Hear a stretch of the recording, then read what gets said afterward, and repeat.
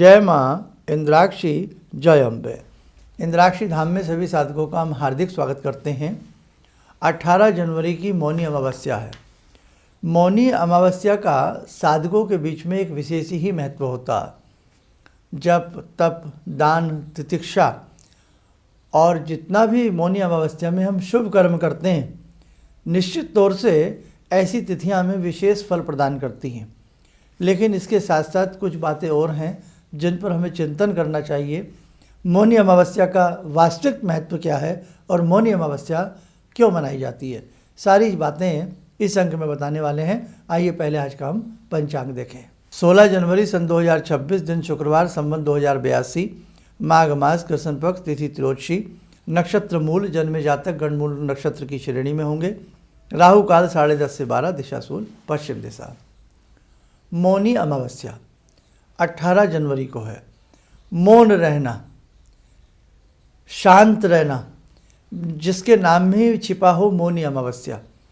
मौन रहकर साधु सन्यासियों की तरह अपने जप को करना, अपने तप को करना, अपने कर्म को करना, शांत चित्त से और संतोष मन से जो कार्य किया जाता है, उसी में मौन की जो अवधि आती है, मौन की जो साधना आपकी चलती है, वही मौनी अमावस्या का तात्पर्य होता है।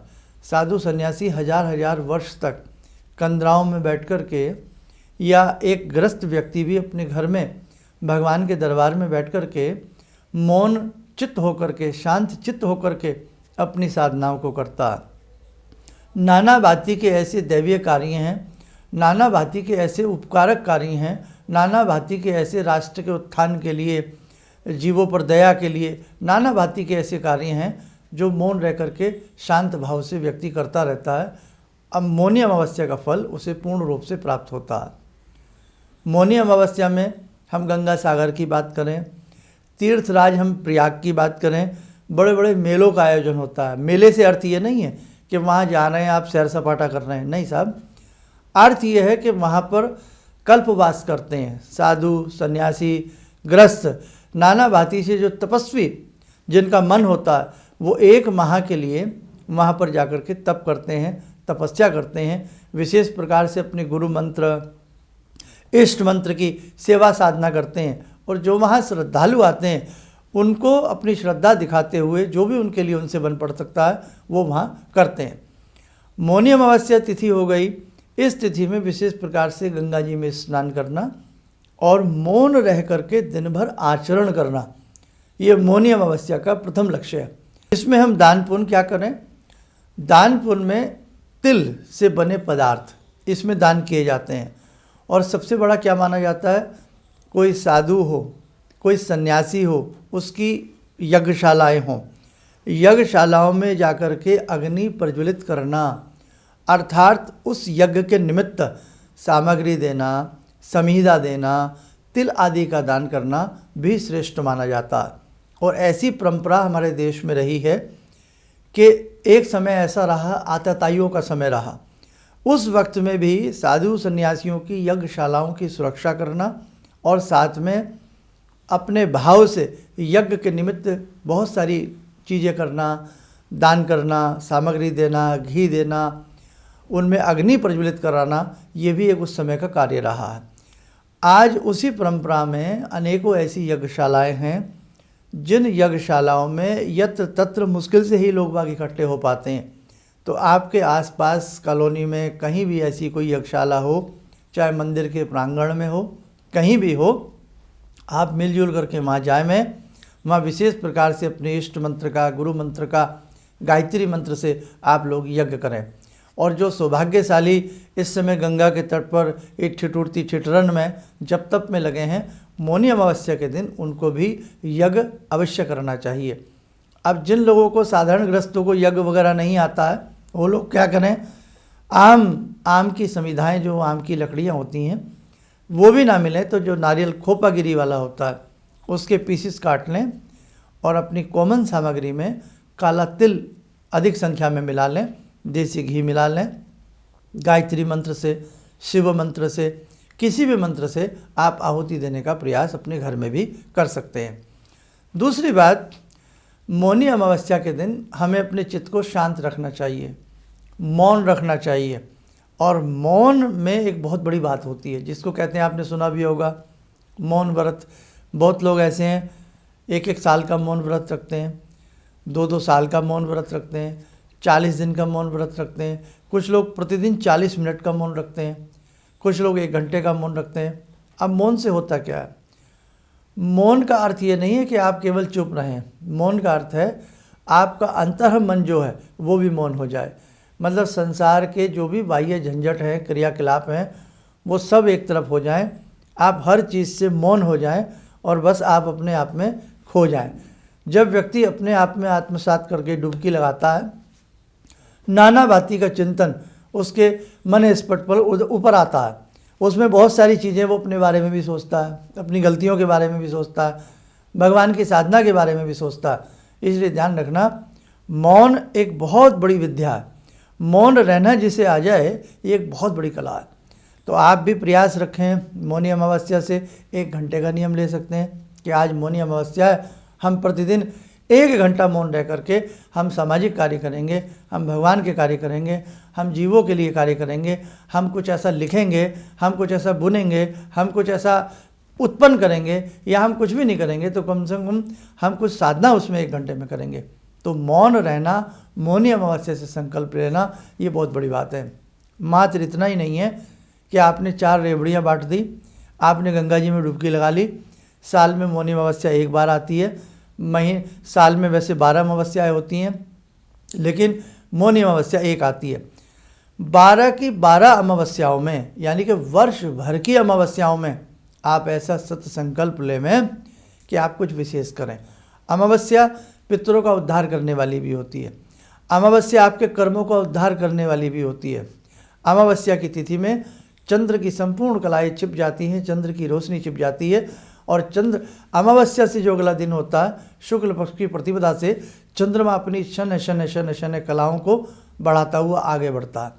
तो उसी प्रकार से जो साधक अमावस्या जैसी काली रात्रि, घनघोर रात्रि में मौन रह करके तपस्या करता है और अगले दिन चंद्र की किरणों की तरह धीरे धीरे अपनी साधना को बढ़ाता है, निश्चित तौर से उसके जीवन में पूर्णिमा का चांद खिलता है। इसलिए ध्यान रखना, आज 30 त्योहारों को हमने अजब तरीके से बना लिया है।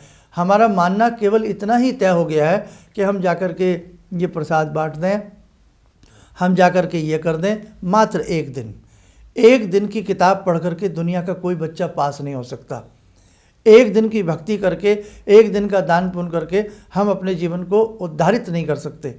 हाँ, जो साधक साल भर इस प्रकार के नित्य शुभ कर्मों में लगे रहते हैं और जब इस प्रकार की तिथियां उन्हें प्राप्त होती हैं कि आज मौनी अमावस्या है, बसंत पंचमी है, एकादशी है, उन साधकों को इसका संपूर्ण लाभ मिलता है। मेरी बात को अन्यथा न लें, मेरी बात को समझने का प्रयास करें। 1 दिन की साधना से या 1 घंटे की साधना से या 1 दिन के दान से अगर सबका उद्धार हो जाए तो सभी पुण्य आत्माएं बन जाएंगी। भाव यही है कि ऐसी तिथियों में ऐसे सत्संकल्प लिए जाएं जो आपके जीवन को संवार दें। ये आप ध्यान रखना। इस बार 18 जनवरी की मौनी अमावस्या है, दिन रविवार का है। आप प्रयास ऐसा करें कि उस अमावस्या से अच्छी अपनी साधना को करें। उस अमावस्या से 1 घंटा अपने स्वाध्याय के लिए, सत्संकल्प के लिए आप जिन गुरुदेव से जुड़े हैं वो भले ही चाहे उन्हीं के स्वाध्याय करिएगा आप, और उसी के साथ साथ आप कोई ऐसी साधना मौनी अमावस्या से पकड़िएगा जो अगली मौनी अमावस्या तक आपकी निरंतर चलती रहे। कोई ऐसा दान, चाहे 5 मुट्ठी गेहूँ बाजरा आप मौनी अमावस्या से पक्षियों को डालिएगा, वर्ष भर डालिएगा। करत करत अभ्यास जड़ मत होत सुजान, कुएं की रस्सी कुएं की मुंडेर पर निशान बना देती है। क्यों? वो प्रतिदिन क्रिया की जाती है। इसी प्रकार से एक्सरसाइज करने वाले लोग भी 1 दिन की दंड बैठक से पहलवान नहीं बन सकते। उन्हें प्रतिदिन एक नियत समय पे अपनी एक्सरसाइज करनी होती है, तब भुजाओं में ताकत आती है। उसी प्रकार से किसान आज बीज डालता है, कल फल नहीं मिलता, समय लगता है। इसलिए ध्यान रखना साधकों, जैसे एक फसल का समय आता है कि अब गेहूं की बुआई होनी है तो गेहूं की बुआई होती है। अब चावल बोना है तो चावल की बुआई होती है और फिर समय समय पर वो फसल हमें प्राप्त होती है।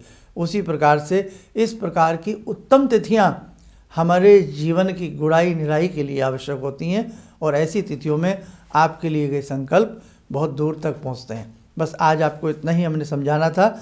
और यदि दान की हम बात करें तो इसमें गुड़ का दान, तिल का दान, गर्म वस्त्रों का दान आप असहाय व्यक्तियों के साथ करिएगा।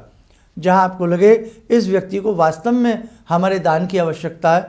आज लोगों में ये भी भ्रम बन गया है कि केवल हम दान कहाँ दें, आप समझ रहे हैं। तो लेकिन बात यह है कि आप जरूर वहाँ भी दीजिएगा, लेकिन ज़रूरतमंद को आप कोई सेवा करेंगे तो वो आपका दान आपका महाकल्याण करेगा। चलिएगा, समय हो चला आज की ध्यान साधना का। जुड़ते हैं जगत जननी मंगल करणी भगवती जगदम्बा से। ॐ सिन्दूरारुण विग्रहां त्रिनयनां माणिक्यमूले स्फुरात् स्तारानायकशेखरं स्मितमुखी भापेन वक्षोरुवां पाणिभ्यामलपूर्णरत्नचषकां रत्नोत्परां बिभ्रति सौम्यां रत्नघटस्थरक्तचरणां ध्यायेत्परां अम्बिकां खड्गं चक्रगदेषु चापपरिगान् शूलम्बुशुण्डिं शिरा शङ्खं संदधतीं करे स्त्रीनयनां सर्वाङ्गभूषावृतां नीलासमद्युतिमास्य पाददशकां सेवे महाकालिकां यामास्तो स्वपितैहरो कमलजो हन्तुं मधुं कैटवं विद्युद्दामसमप्रभां मृगपते स्कन्दस्थितां भीषणां कन्या विहकरवालखेटविलसा धस्ताविरासेवितां हस्तैश्चक्रगदाशिखेटविशिखां चापं गुणं तर्जनीं विप्राणामलिलात्मिकां शशिधरां दुर्गां त्रिनेत्रां भजे। कवच बना लें, ध्यान करें, भगवती का शुभ आशीष हम सबके ऊपर बरस रहा है।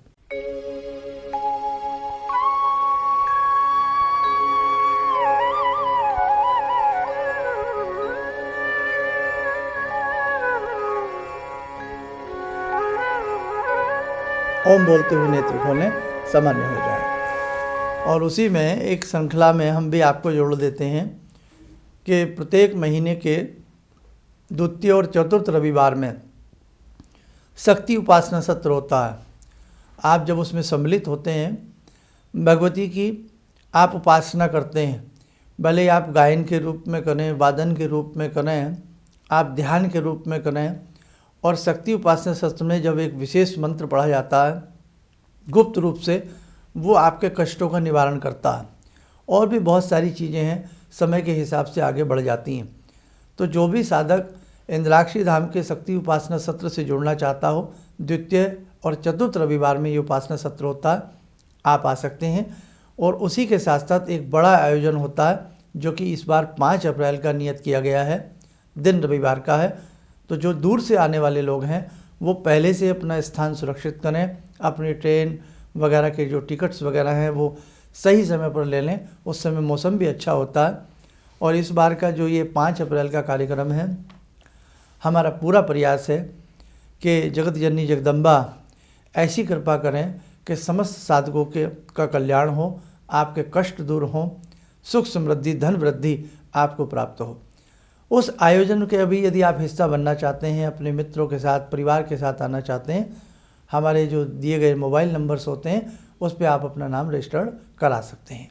चलिएगा, आप सब लोग स्वस्थ रहें, सुखी रहें। इन्हीं शुभकामनाओं के साथ हम अपनी वाणी को विराम देते हैं। जय जय अम्बे। गुरु जी से मैं तब से जुड़ा हूँ जब से वो एक चैनल आती थी P7, उसी से मैं जुड़ा हुआ।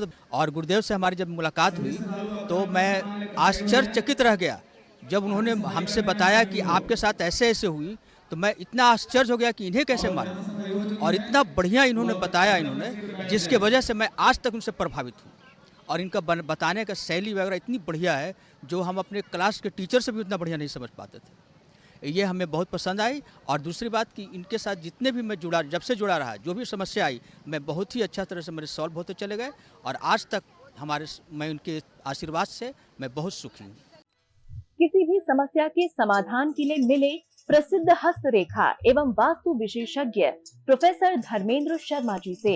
नोट: शिविर में भाग लेने हेतु एवं व्यक्तिगत रूप से मिलने के लिए कॉल करने का समय सुबह 10 बजे से शाम 6 बजे तक। हमारे विभिन्न ज्ञानवर्धक कार्यक्रम देखने के लिए आप हमें अभी सब्सक्राइब करें, बेल आइकन को प्रेस करें ताकि आप देख सकें हमारा कार्यक्रम सबसे पहले। और अधिक जानकारी के लिए फेसबुक पेज को लाइक करना न भूलें।